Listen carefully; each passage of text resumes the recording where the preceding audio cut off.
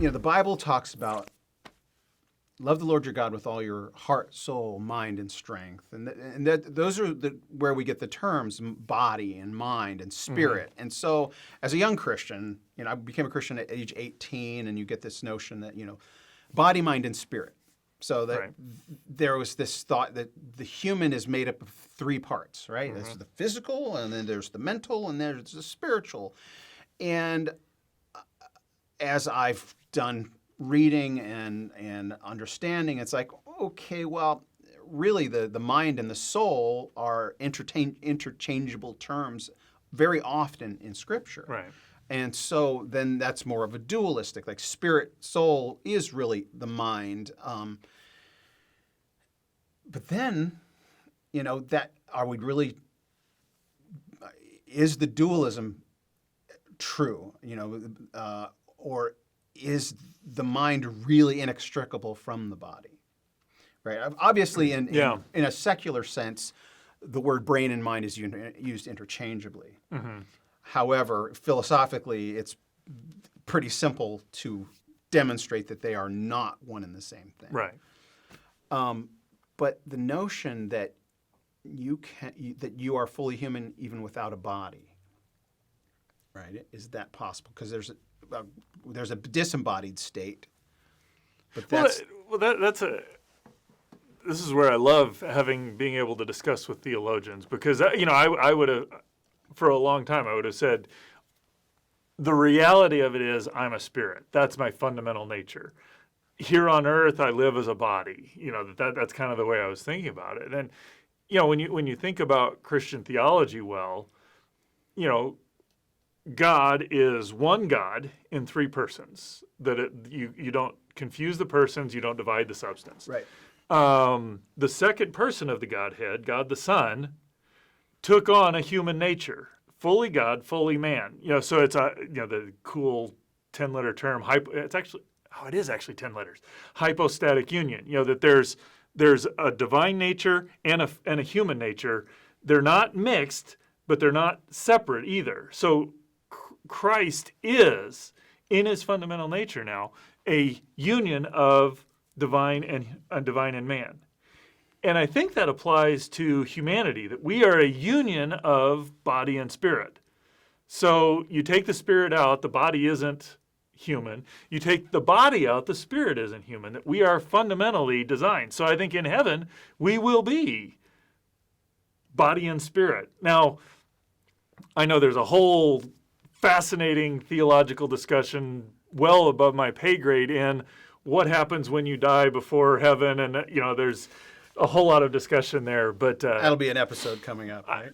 I think that even with that, I don't think that gets around the point that we are fundamentally body and spirit, and so what I do in my spirit affects my body, and what I do in my body affects my spirit. They're not independent entities; they're interrelated entities that aren't mixed, if you will. So. Well, as you're talking, and I've put some thought into this. I don't know if I can even articulate it, but it's a song. I forget who does it. We are spirits in the material world. I don't know if you're familiar with it.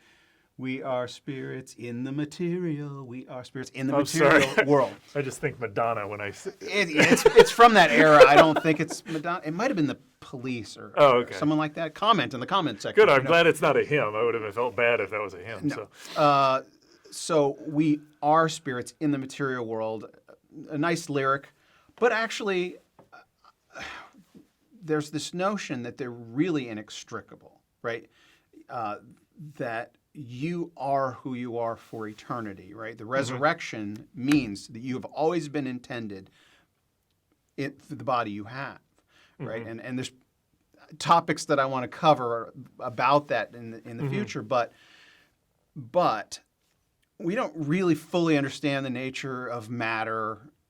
Like we're just energy anyway, right? Like everything is energy. I mean, even J.P. Moreland says that if you think there's particles, that's settled science, then you don't understand the nature of science, right? If you think waves, right?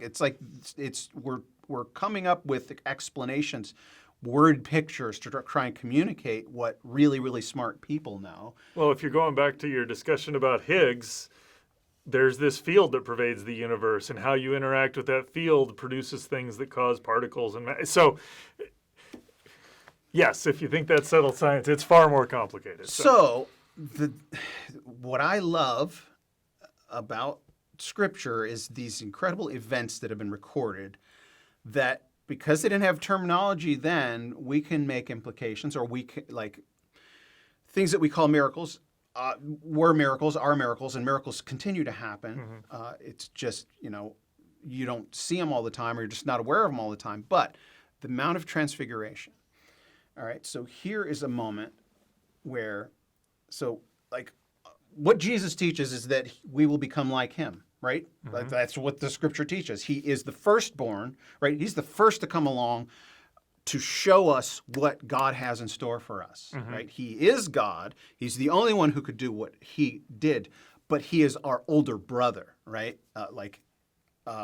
We will live forever in bodies like the one he had. And so, Mount of Transfiguration, and this is just a thought I had not that recent, a couple, maybe within the past year. So as the story is told, I think the version from the Gospel of John, Jesus is, let's go up this mountain. So it's Jesus, Peter, James, and John. Right. It's 4 guys walking up the mountain. They get up there, and suddenly Jesus, turns into this bright, shiny, I think his clothes shone because his body was shining through them. I mean, that's just my thoughts. I don't think the material of his clothes started to shine. I think because his countenance, right, became so bright, I think his whole physical body began to shine, and suddenly there's 2 other people there. Right? Like, if you're Peter, James, and John, 4 of us hiked up this mountain, and now there's 6 of us. Right? But from Jesus' perspective, I'm convinced, it was 6 people hiking up the mountain the whole time.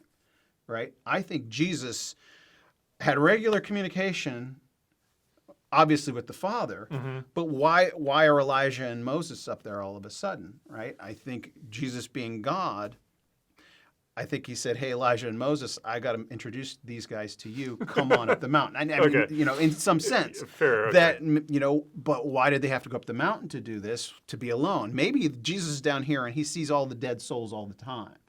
Right, all the righteous dead, and he's dealing with those who are still in the body, who haven't crossed that threshold. And he goes up to show the threshold, right?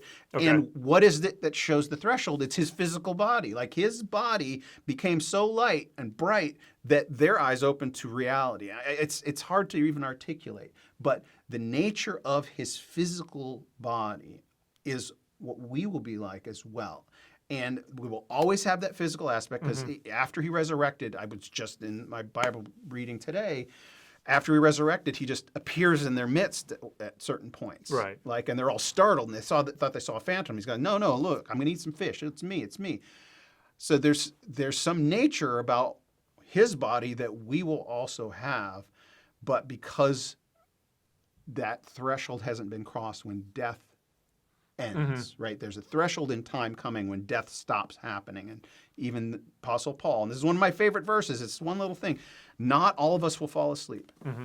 Right? We're getting a little bit into eschatology, but not all of us will fall asleep, and that's the obvious metaphor for death. There's a time when death will stop happening. And those alive at that time will never cross. They will. And so it's like, at that moment, it's like, wait, what happens?